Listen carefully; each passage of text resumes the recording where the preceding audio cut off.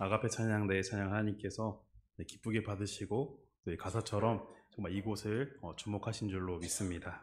네.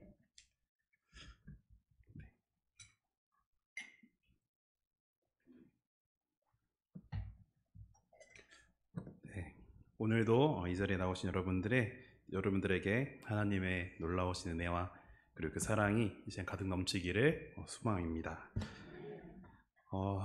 길고 긴 시간이 정말 많이 흐르고 그리고 문명이 발달하면서 세상이 빠르게 변해가고 있습니다. 그런데 이 변화에는 어떤 기준이 있는 것 같습니다. 바로 인간의 편리함인데요. 어떻게 하면 인류가 잘 살아갈 수 있을지, 또 어떻게 하면 내가 오늘보다 내일 더 편하고 편리하게 살아갈 수 있을지를 고민한 끝에 이렇게 수세기에 거쳐서 이렇게 세상이 변한 것 같습니다. 정말 수많은 발명품들이 많이 또 생겼고 또 이전보다는 적은 노력으로 뭔가 더 큰 이득을 취하는 세상에 지금 살아가고 있는 것 같습니다. 그런 것들이 혹시 무엇이 있을까요? 굳이 멀리 갈 필요도 없는 것 같습니다. 요즘에 제가 잠을 자면 막 시끄러운 소리가 들립니다. 그럼 로봇 청소기가 일어나가지고 저보다 먼저 청소를 해주고 있습니다. 그리고 특히 스마트폰은 엄청난 발명품인 것 같습니다. 이전에는 잘 몰랐지만 이 손바닥만한 크기의 이 스마트폰 안에 모든 것이 담겨 있고 정말 안 되는 것이 없는 것 같습니다. 예를 들어서 신분증도 들어가 있고요. 또 안에 우리 카드가 들어가 있어서 결제도 가능하고요. 또 집에 에어컨이나 뭐 컴퓨터, 뭐 자동차까지 원격으로 조정이 가능하고요. 정말 안 되는 것을 찾아보기가 오히려 더 힘든 것 같습니다. 그런데 저는 이 스마트폰의 수많은 기능 중에 참 좋아하는 기능이 있는데 저번에도 말씀을 드렸지만 저는 요즘 운전을 되게 많이 합니다. 그런데 운전을 하다 보면 정말로 빠질 수 없는 꼭 필요한 기능이 있습니다. 혹시 무엇인지 아시나요? 네, 맞습니다. 다들 이제 운전을 많이 하셔서 잘 알고 계신 것 같습니다. 바로 내비게이션입니다. 어릴 적이 생각납니다. 어릴 적 이제 아빠나 엄마 옆에 이렇게 차를 타고 가다 보면 거기 항상 이렇게 두꺼운 책이 있었습니다. 그 책이 바로 그 지도 책인데요. 거기에 막 숫자들을 보고 막 그림들을 보고 지도를 보면서 한참을 가고 그리고 주변에 도착하면 상세한 길을 모르니까 창문을 쓱 내려가지고 지나가던 그 마을 주민들한테 여기 어떻게 가냐고 물어보면서 갔던 기억이 납니다. 그런데 요즘은 어떻습니까? 내비게이션에 내가 가고자 하는 목적지를 딱 입력하면 길을 안내해 줍니다. 그런데 이 내비게이션이 정말 좋은 게 그냥 길만 안내해 주는 것이 아니라 속도 위반, 그리고 뭐 신호 위반, 뭐 이런 것까지 다 체크를 해주고요. 또 사고가 났는지 안 났는지 이런 도로 상황까지도 체크해 주고요. 날씨까지도 다 제공해 줍니다. 그래서 운전할 때 운전자가 처음 가는 길이어도 그리고 잘 모르는 길이어도 그리고 한 번도 가본 적이 없었어도 이 내비게이션만 의지하고 이 안내의 음성을 따라가면 우리가 그 목적지까지 안전하게 도착할 수가 있습니다. 정말로 이 세상의 모든 길은 이 내비게이션이 가장 잘 알고 있는 것 같아요. 그런데 제가 이 수많은 발명품들과 또 수많은 이 발전한 이 시대 가운데 내비게이션을 꼭 집어서 말씀을 드린 이유가 있습니다. 세상의 모든 길을 최고로 잘 안내해 주는 것이 내비게이션이라면 우리 인생길을 최고로 잘 안내해 주는 것은 무엇일까요? 네, 답이 다 다르게 나오고 있는 것 같습니다. 네, 바로 성경입니다. 성경이 우리 인생길을 가장 잘 안내해주는 책입니다. 오늘 말씀을 보면 이렇게 말합니다. 우리 16절에서 17절까지 다시 한번 한 목소리로 읽도록 하겠습니다. 시작. 모든 성경은 하나님의 감동으로 된 것으로 교훈과 책망과 바르게 함과 의로 교육하기에 유익하니 이는 하나님의 사람으로 온전하게 하며 모든 선한 일을 행할 능력을 갖추게 하려 함이라. 아멘. 네. 아니, 내비게이션이 이 세상의 모든 길을 알려준다는 거 다 동의하실 겁니다. 그런데 왜 성경이 우리의 인생길을 안내해주는 최고의 책일까요? 그 이유는 방금 읽은 이 말씀 안에 담겨 있습니다. 바로 이 성경이 하나님의 감동, 하나님의 영감으로 쓰여졌기 때문입니다. 성경에는 수많은 저자들이 있습니다. 잘 아시다시피 모세도 있을 것이고요. 시편은 다윗이 썼고요. 마태, 누가, 요한 등 정말 수많은 저자들이 있습니다. 그런데 이 사람들이 그 성경의 저자가 되기 이전에 성령님께서, 하나님께서 이들을 통해서 마음에 감동을 주시고 또 영감을 주셔서 이 성경을 작성한 것이기 때문에 사실 이 성경의 저자는 하나님이라고 볼 수가 있습니다. 그래서 하나님께서 오늘날까지 우리에게 이렇게 책으로 적어주시고 우리에게 지금까지 말씀해주고 계신 것이죠. 이 성경의 기능을 보니까요, 오늘 말씀에 보면 교훈과 책망으로 우리를 바르게 해주고요, 그리고 우리를 의로 교육함으로써 하나님의 사람으로 온전하게 만들기 위함이라고 적혀 있습니다.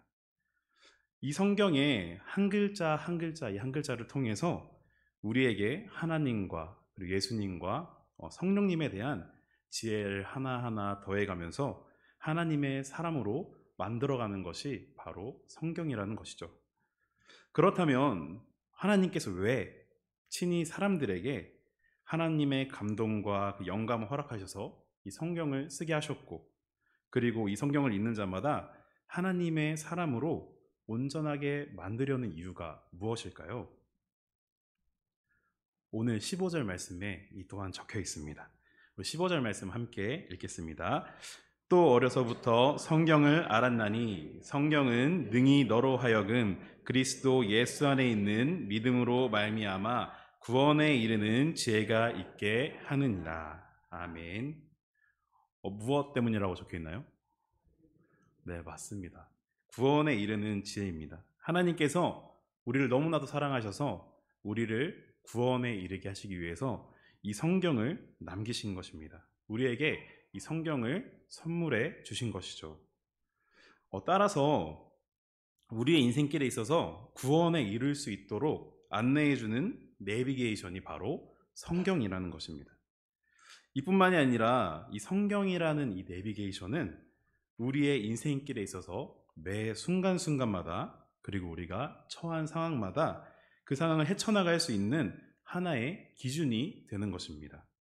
우리의 목적지인 구원에 이르는 삶, 이것뿐만이 아니라 이 삶까지 가는 데 있는 모든 여정과 그 순간순간마다 이 성경이 우리의 기준이 된다는 것이죠. 우리가 살아가는 데 있어서 기준은 정말 중요합니다. 어떤 것을 기준으로 삼느냐에 따라서 완전히 그 방향과 그 결과가 달라지기 때문입니다.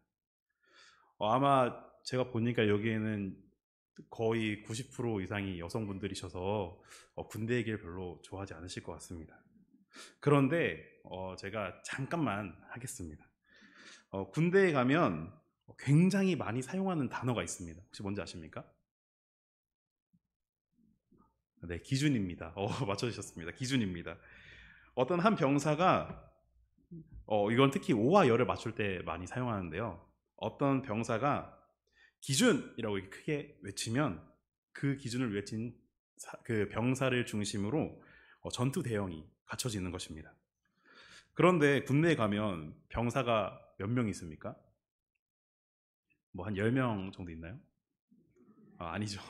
제가 처음 입대했을 때 저랑 같이 같은 날 입대했던 그 병사 숫자만 해도 1700명이었습니다. 엄청나게 많습니다. 그런데 그 기준이 되는 그 병사가 큰 목소리로 기준이라고 똑바로 전달하지 않으면 멀리 있는 그 병사들이 제대로 들을 수 있을까요?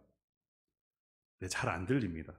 그래서 기준이라고 외치면 그 주변에 있는 잘 들리는 병사들은 타다다닥 오와 열을 맞추면서 이동하는데, 저기 멀리 있는 병사들은 제대로 오와 열을 맞추지 못하고 우왕좌왕하면서 대형이 흐트러지는 모습을 볼 수가 있습니다. 이 오하이어를 맞추는 것은 군대에 있어서 아주 굉장히 중요한 것입니다. 그런데 사실 이렇게 멀리서 보면 기준을 외치는 사람이 굉장히 편해 보입니다. 다른 사람들은 다 막 복잡하게 움직이는데 혼자 그냥 가만히 서서 손을 들고 기준이라고 외치기만 하기 때문에 별것 아닌 것처럼 보입니다. 그런데 사실은 가장 중요한 그 대열의 중심을 맡고 있는 역할인 것입니다. 그래서 그 기준을 잡는 병사를 따로 선별하는 부대도 있습니다. 이 기준을 잘 외치고 이 친구가 얼마나 똘똘한지 이런 것들을 체크하면서 병사를 뽑기도 합니다. 그만큼 중요하다는 거겠죠. 우리의 삶도 마찬가지입니다. 어떠한 것을 기준으로 잡느냐에 따라서 우리의 인생이 그 대열이 흐트러질 수도 있는 것이고, 또 어떤 것을 기준으로 잡느냐에 따라서 그 중심을 잘 잡고 나갈 수가 있는 것입니다. 기준을 정할 때 누군가는 별로 이 기준이 뭐야? 이런 관심이 없는 사람들도 있을 것이고요. 또 기준을 잡았지만 잘못된 것을 잡아서 흐트러진 삶을 살아가는 사람도 있을 것이고요. 또 누군가는 제대로 된 기준을 잡아서 정말 균형 잡힌, 중심이 잘 잡힌 삶을 살아갈 것입니다. 그래서 이 기준이 정말 중요한 건데요. 방금 말씀드린 이 세 가지, 기준 없이 살아가는 것, 그리고 기준을 잡았지만 잘못 잡은 것, 그리고 기준을 잘 잡아서 잘 살아가는 것, 이 세 가지 중에 여러분들은 어떤 것을 선택하시겠습니까? 네, 마음의 소리가 들렸습니다. 세 번째라고 말씀하시는 게 다 들렸습니다. 모두가 당연히 제대로 된 기준을 잡고 살아가기를 원할 것입니다. 그래서 자신이 잡은 이 기준이 그냥 마치 이 세 번째였으면 좋겠다, 내가 정말 이 기준 잘 잡은 거였으면 좋겠다 라고 생각하면서 우리의 삶을 살아갈 것입니다. 그런데 중요한 것은 우리가 이 기준을 정할 때에 되게 많은 사람들이 자신의 입맛대로 기준을 잡는다는 것입니다. 세상이 저는 물론 많이 살아보진 못했지만 정말 치사한 것 같습니다. 음식을 먹을 때 맛있는 게 몸에 좋습니까? 맛없는 게 몸에 좋습니까? 네, 맞습니다. 맛없는 게 몸에 좋습니다. 치사합니다. 그리고 또 우리 몸이 편하게 누워있을 때 건강이 좋습니까? 아니면 운동하면서 열심히 움직일 때 건강이 좋습니까? 맞습니다. 치사합니다. 운동하는 것이 몸에 더 좋습니다. 근데 이뿐만이 아니겠죠. 세상의 모든 것이 우리가 좋아하고 우리가 원하는 방향들은 항상 이 좋지 못한 결과를 가지고 오고, 또 우리가 피하고 싶고 원하지 않는 방향들은 대체적으로 좋은 결과를 가지고 오는 것 같습니다. 마치 이 세상의 어떤 법칙 같습니다. 그런데 대부분의 사람들이 무엇을 선택하나요? 맛있는 음식과 누워있는 것을 선택합니다. 세상의 구조가 진짜 치사하죠. 그런데 우리가 우리 인생의 기준을 정할 때 이렇게 세상에서 찾느냐, 이 하나님의 말씀 속에서 찾느냐도 이 앞서 말씀드린 이 세상의 구조를 피해갈 수가 없는 것 같습니다. 우리는 그래도 이 자리에 계신 분들은 믿음이 있는 사람들이니 믿음이 있는 사람들의 기준으로 생각해 보겠습니다. 우리는 잘 알고 있습니다. 하나님의 말씀, 즉 성경이 우리의 삶의 기준이 되어야 한다는 것은 누구든지 다 알고 있습니다. 그런데 세상이라는 기준은요, 마치 맛있는 음식 같은 것입니다. 그리고 하나님께서 주시는 이 말씀은 맛없는 음식과 같은 것이죠. 내가 어떤 상황에 처했을 때 내가 세상에 기준을 둔다면 뭔가 이 상황이 일사천리 해결될 것 같은, 굉장히 정답 같고 뭔가 이렇게 해야지만 해결이 될 것 같은 어떤 그런 위기를 벗어날 것 같은 강력한 믿음이 생깁니다. 심지어는 이 기준을 세상에 두었을 때 이 기준대로 하니까 해결이 되네? 라는 경험도 있습니다.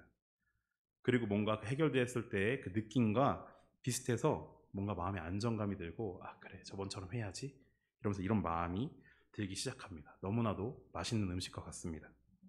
근데 반대로 하나님의 말씀, 즉 성경의 기준을 두었을 때는 위의 상황과 정반대입니다. 분명 내가 이 상황에 어려운 상황에 처했을 때, 분명 하나님께서 내게 주시는 마음이 있습니다.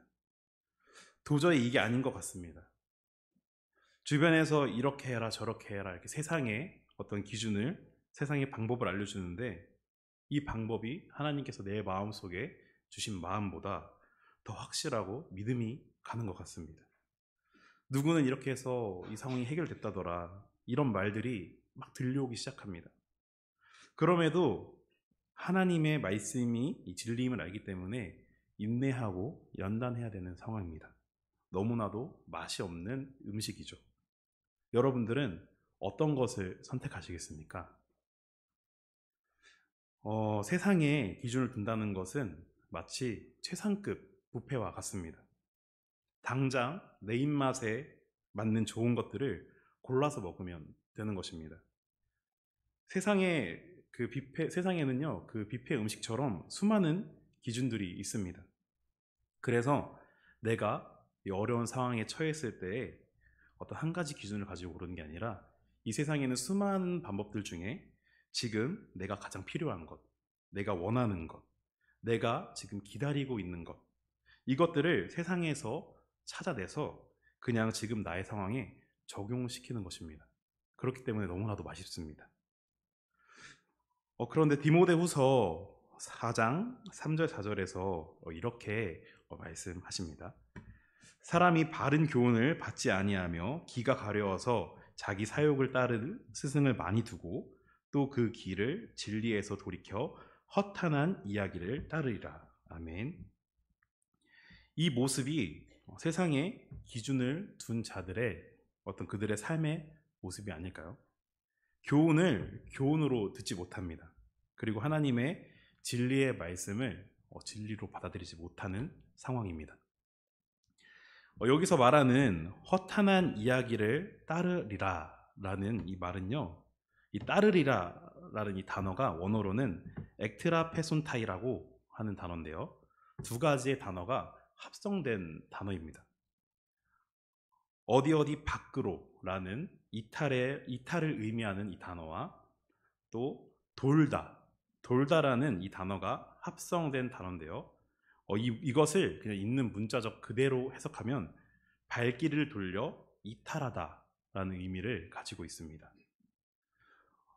왜 교훈과 진리의 말씀으로부터 발길을 돌리겠습니까? 그 이유는 내가 원하는 방향과는 전혀 다른 방향이기 때문입니다. 세상의 기준만이 지금 나를 충족시킬 수 있기 때문입니다. 그렇기 때문에 이 세상의 기준을 둘 수밖에 없는 것이죠. 교훈과 하나님의 말씀을 받아들이지 않고 세상의 기준을 두기 선택한 그 결과가 어떻습니까? 하나님의 말씀을 선택하지 않고 내가 세상의 기준을 두었을 때 결과는 이렇습니다. 때로는 이 선택이 나의 필요를 채워줍니다. 세상에서도 충분히 채움을 받습니다. 그리고 이 상황을 해결시켜주기도 합니다. 그런데 그 반대로 물론 허망한 결과를 가져올 때도 있습니다. 약간 모 아닌 도와 같은 도박과 같은 결과를 기다리고 있는 것입니다. 아무런 소망도 없고 아무런 근거도 없고 그저 자신의 뜻대로 모든 것이 해결되고 이루어지기를 기대하는 것입니다. 계속해서 자기 입맛대로 고르며 이 세상에 매어서 살아가는 것이죠. 그러나 반대로 하나님의 말씀에 기준을 둔다면 어떻습니까? 무조건 잘 해결되면 좋겠지만 사실 결과는 세상의 것을 기준으로 잡았을 때와 똑같습니다. 해결이 될 수도 있고 안 될 수도 있습니다. 하지만 분명한 아주 큰 차이점이 있습니다. 그 차이점이 무엇이냐? 내가 어떤 문제에서 해결이 되었을 때는 하나님께 그 감사함이 있습니다. 그리고 그 은혜를 누릴 수가 있는 것이죠. 뭔가 하나님의 말씀에 기준을 둔다면 이것은 도박이 되는 것이 아닙니다. 세상의 기준을 두었을 때는 그냥 잘 되면 좋고 안 되면 그만, 이런 도박 같은 느낌이지만 하나님의 말씀은 소망입니다. 이 소망은 단순한 기대와 어떤 내 갈망을 나타내는 것이 아니라 하나님의 말씀에 근거해서 믿음과 신뢰를 가지고 의지하는 것입니다. 디모데후서 4장 7절에서 8절 말씀을 보면 바울은 이렇게 말합니다. 함께 읽겠습니다. 네, 시작. 나는 선한 싸움을 싸우고 나의 달려갈 길을 마치고 믿음을 지켰으니 이제 후로는 나를 위하여 의의 면류관이 예비되었으므로 주 곧 의로우신 재판장이 그날에 내게 주실 것이며 내게만 아니라 주의 나타나심을 사모하는 모든 자에게도니라. 아멘. 하나님의 말씀의 기준을 든 사람들은 이런 모습입니다. 어떤 결과에 흔들리거나 흐트러지지 않습니다. 문제의 해결을 맛보았을 때 앞서 말씀드린 것처럼 하나님의 은혜와 감사를 누릴 것이고, 해결되지 않았을 때에도 계속해서 내가 붙잡을 하나님이 계시다는 것입니다.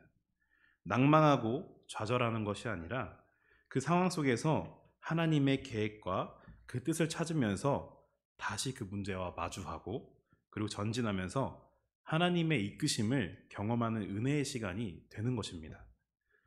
바울은 자신의 인생을 하나님의 말씀으로 기준 삼아서 살아간 것을 후회하지 않았습니다. 디모데후서는 바울이 죽음이 임박한 상황에서 디모데에게 쓴 편지입니다.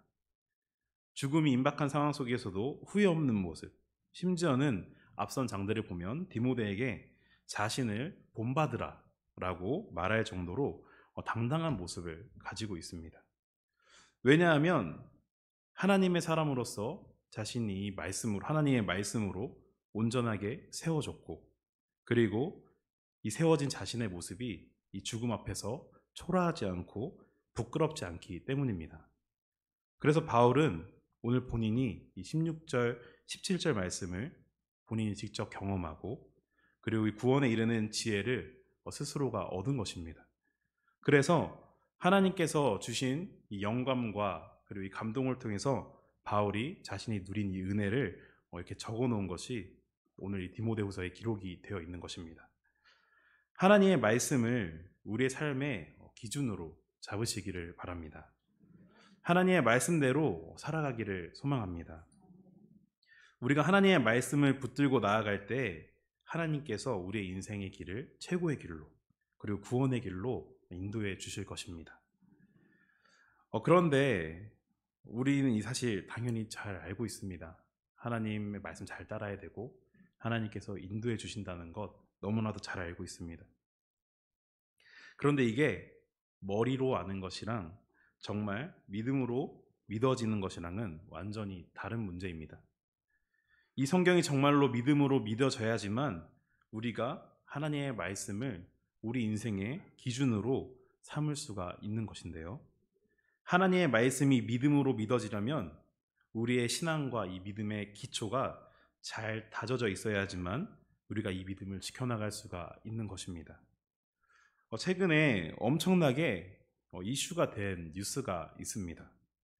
최근이라기보다 한 1년 전쯤부터 수면 위로 올라와 점차 이슈가 되고 있는데요. 순살 아파트라고 들어보셨습니까? 들어보셨나요? 네.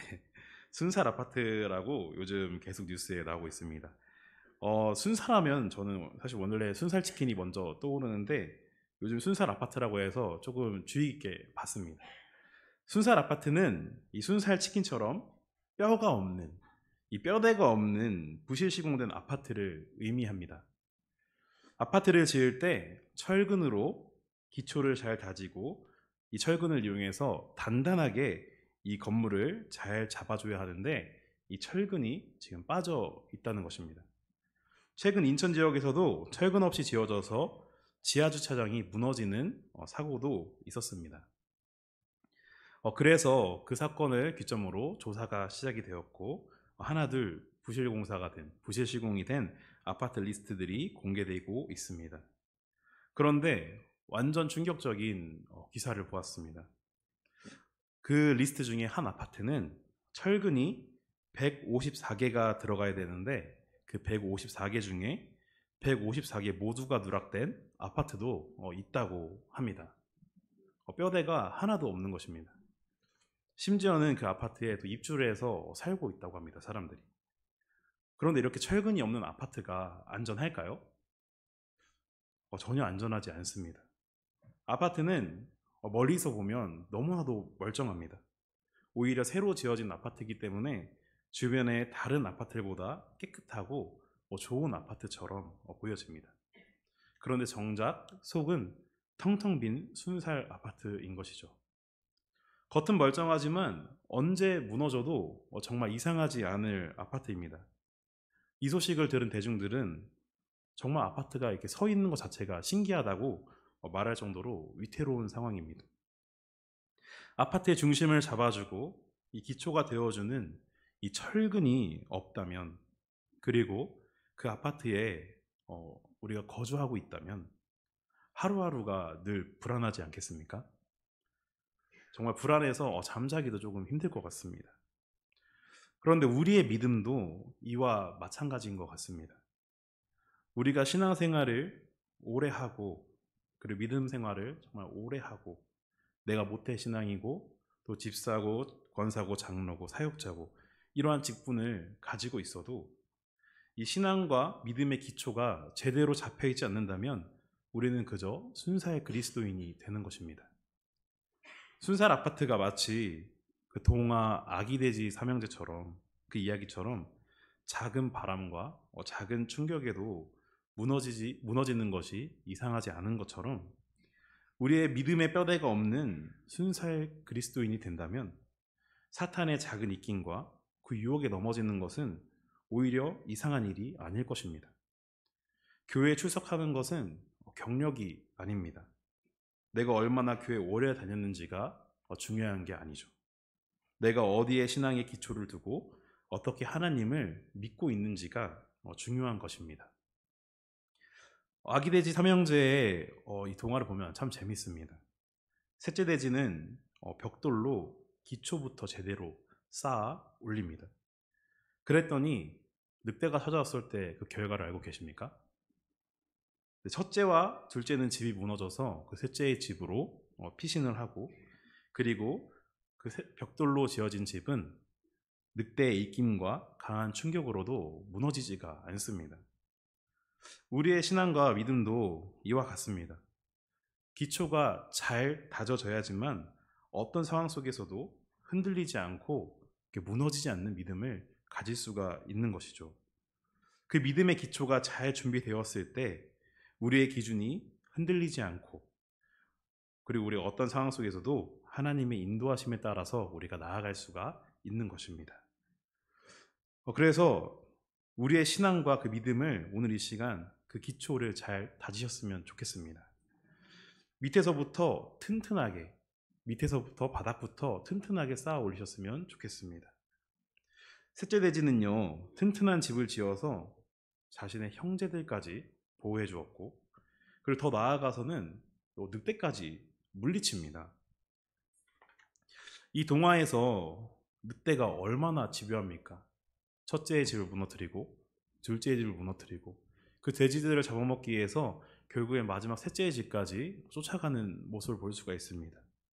이 돼지들을 먹고 싶어서, 잡고 싶어서 마지막에는 벽돌을 부실 수가 없으니 굴뚝으로 들어가는 모습을 볼 수가 있습니다. 저는 이 동화를 다시 생각해 보니까 사탄이 이 늑대와 같을 것 같습니다. 베드로전서 5장 8절 말씀에 이렇게 말합니다. 너희 대적 마귀가 우는 사자같이 두루다니며 삼킬 자를 찾고 있다라고 이렇게 말씀하는 것처럼 사탄은 늘 포기하지 않고 우리의 작은 틈 하나도 놓치지 않습니다. 셋째의 그 벽돌집이 정말 잘 다져지고 정말 튼튼한 집이었음에도 불구하고 굴뚝이라는 작은 틈이 있으니까 그곳으로 침투하는 것이 바로 늑대였습니다. 그런데 생각해보면 우리도 똑같습니다. 우리가 아무리 믿음을 잘 다져내고 끝까지 잘 지켜냈어도 우리에게 잠깐 방심하는 그 굴뚝 같은 틈이 생긴다면 그 틈으로 침투하는 것이 바로 사탄입니다. 그런데 이렇게 포기하지 않는 사탄도 하나님께서 함께 하시는, 우리가 말씀으로 기준을 삼고 우리가 하나님에 의지하면서 나아가는 그리스도인이라면 그러한 사탄도 셋째 돼지가 늑대를 막아낸 것처럼 아무런 문제가 되지 않습니다. 늑대가 실패해서 도망갔던 것처럼 사탄 또한 실패하고 돌아갈 것입니다. 신앙의 기초와 믿음의 뼈대를 잘 세우셔서 하나님의 말씀으로 기준을 삼고 구원에 이끌려 나아가는 성도 여러분이 되시기를 소망합니다. 때로는 이 믿음의 기초를 잘 다지기도 하고 또 정말 내가 부끄럽지 않을 신앙생활을 하고 있다고 느낄 때도 있지만 이 말씀을 기준대로 산다는 것이 정말 쉽지 않습니다. 내가 의도해서 내 상황에 따라서 이 말씀에 벗어나서 살아가려고 할 때도 있고요. 또 내가 의도하지 않은 환경 속에서 이 말씀에서 벗어나 살아야 될 때도 있습니다. 하나님께서 알려주시는 그 구원의 길을, 그 경로를 이탈하게 되는 순간인 것이죠. 그런데 이 내비게이션이 어떻습니까? 길을 아무리 잘 안내해줘도 우리가 잠깐 한눈 팔거나 이야기를 하거나 다른 데 신경을 돌리는 순간 그 길을 놓치는 경우가 있습니다. 그런데 그때 내비게이션이 탁 꺼지면서 이탈했습니다로 꺼져버리면 너무나도 당황하고 충격적이겠지만 이 내비게이션이 얼마나 똑똑한지 다시 경로를 재탐색해 줍니다. 그리고는 그 목적지에 도착할 수 있도록 다시 안내해 줍니다. 몇 번이고 실수하고 몇 번이고 잘못 가도 계속해서 경로를 이탈해도 이 목적지에 도달할 수 있도록 계속해서 길을 안내해 줍니다. 그런데 제가 봤을 때는 예수님도 똑같습니다. 우리에게 이 구원의 길을 보여주시고 그 길을 안내해 주고 계시는데 우리가 그 길을 이탈할 때마다 몇 번이고 다시 한번 그 구원의 길로 이끌어 주시고 경로를 다시 재설정해 주시는 것입니다. 순간순간마다 더 빠른 길이 있으면 안내해 주시고 돌아가야 할 길이 있으면 다시 다른 길을 안내해 주는 것처럼 예수님께서도 우리의 때마다 우리가 원하는 길은 따로 있겠지만 하나님께서 보시기에, 예수님께서 보시기에 가장 좋은 길로 안내해 주실 것입니다. 우리가 해야 될 것은 딱 하나입니다. 우리에게 보여주시는 그 길을 그저 신뢰함으로 따라가는 것입니다. 말씀을 정리하겠습니다. 오늘 바울은 이 말씀을 통해서 사랑하는 아들 디모데에게 남긴 편지입니다. 하지만 그 이전에 이 성경은 하나님의 감동으로 쓰여졌으므로 이는 하나님께서 오늘날 하나님과 그 말씀을 사모한 자들에게 사랑으로 남기신 편지이기도 합니다. 하나님은 우리를 너무나도 사랑하십니다. 너무나도 사랑하시기 때문에 모든 사람이 구원에 이를 수 있도록 그 길을 안내해 주기 위해서 남기신 것이 바로 성경입니다. 하나님께서 우리에게 남겨주신 이 가장 큰 선물, 이 성경을 사모하시기를 바랍니다. 이 성경을 기준으로 삼아서 하나님의 말씀을 사모하시고 그 말씀을 지키기에 힘쓰시기를 소망합니다. 세상이 주는 것들은 앞서 말씀드린 것처럼 누가 봐도 달콤합니다. 그런데 우리 영이 너무 해롭습니다. 디모데후서 3장 2절에 4절의 말씀을 보면 정말 무섭기도 하고 가슴이 아픈 구절들이 적혀 있는데 하나님을 떠나 쾌락을 사랑하기를 하나님 사랑하는 것보다 더하게 될 거라고 말씀하고 계십니다. 이게 바로 세상을 기준 삼았을 때 우리가 하나님을 떠날 수밖에 없는 이유입니다. 우리가 교회에 나와서 주님을 예배하고 이렇게 길고 긴 신앙생활을 하고 있지만 하나님의 말씀이 진실로 믿음으로 믿어지지 않고 때로는 이 하나님의 말씀보다 세상의 것을 의지하는 삶을 살아가고 있는 것은 아닌지 우리가 이 시간 다시 한 번 더 점검해 보았으면 좋겠습니다. 5절 말씀에서는 이렇게 말합니다. 경건의 모양은 있으나 경건의 능력은 부인하니. 바울은 여기서 경건의 모양이라는 단어를 사용합니다. 경건이면 경건이지 경건의 모양은 무엇입니까? 여기서 말하는 경건의 모양은 윤곽을 나타내는 것입니다. 이것은 알맹이가 없는 그냥 껍데기를 의미하는 표현입니다. 그럼 여기서 알맹이가 무엇일까요? 이 알맹이는 뒤에 나오는 경건의 능력을 의미합니다. 이는 경건의 생활화 또는 진리의 말씀대로 사는 삶을 의미하는 것이죠. 그래서 이 단어를 다시 이 문장을 재해석하면 이렇습니다. 겉모습은 그리스도인이지만 속으로는 말씀대로 살지 않는 그리스도인, 이것을 말하는 것입니다. 오늘 이 자리에 함께 하시는 모든 성도 여러분, 성경을 사랑하고 그 말씀으로 우리 인생을 개척해 나가시기를 소망합니다. 나의 인생의 기준을 하나님의 말씀으로 삼으시기를 바랍니다. 경건의 모양이 아닌 경건의 능력을 갖는 모든 만수교회 성도 여러분이 되시기를 예수님의 이름으로 축복합니다. 기도하겠습니다.